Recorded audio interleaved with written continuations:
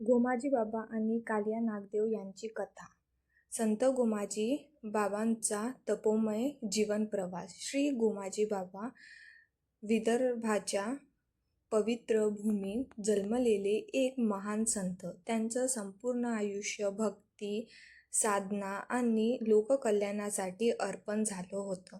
गोमाजी बाबा आपल्या शांत, संयमी आणि दयाळू स्वभावामुळे परिसरात प्रसिद्ध होते.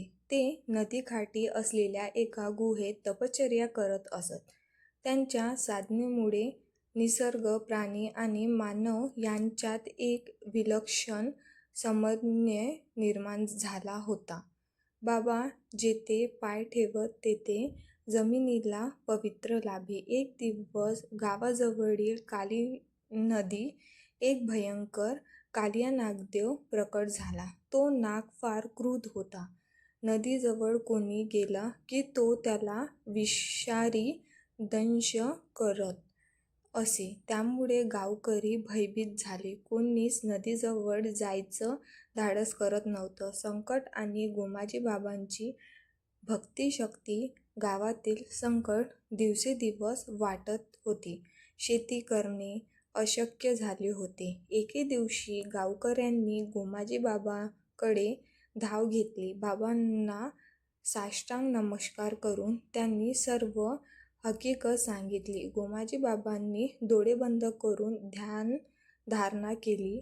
त्यांच्या मनात कोणताही राग नव्हता. त्यांनी फक्त इतकंच म्हटलं, जो संकट निर्माण करतो त्याच्या हृदयातही शांततेची ओढ असते.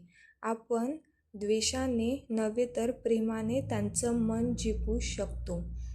बाबा त्याच दिवशी नदीकाठी गेले. संपूर्ण वातावरण भयप्रद झालं.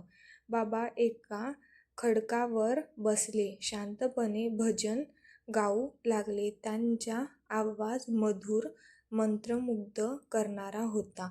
कालिया नागदेव पाण्याबाहेर आला आणि बाबांसमोर फुंकाळू लागला.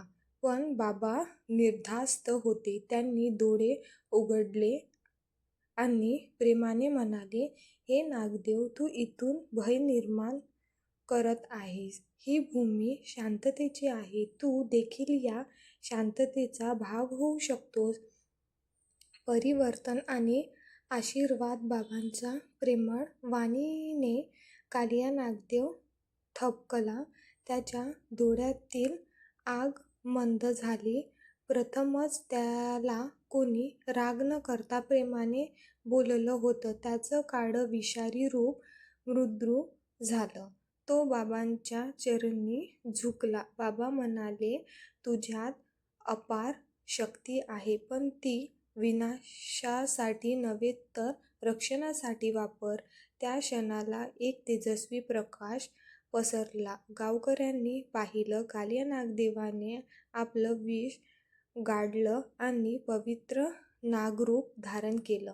तो त्या नदीचा रक्षक बनला. गावकऱ्यांनी जल्लोष केला. नदी पुन्हा जीवनदायिनी झाली. लोक गोमाजी बाबांचे आभार मानू लागले. कालिया नागदेवाचं एक मंदिर बाबांच्या आश्रमाजवळ बांधण्यात आलं. आजही त्या स्थळी भाविक भेट देतात आणि ही कथा सांगतात. जिथे भक्ती आणि करुणा आहे तिथे अग्नी सुद्धा गंगेचं पाणी होतं.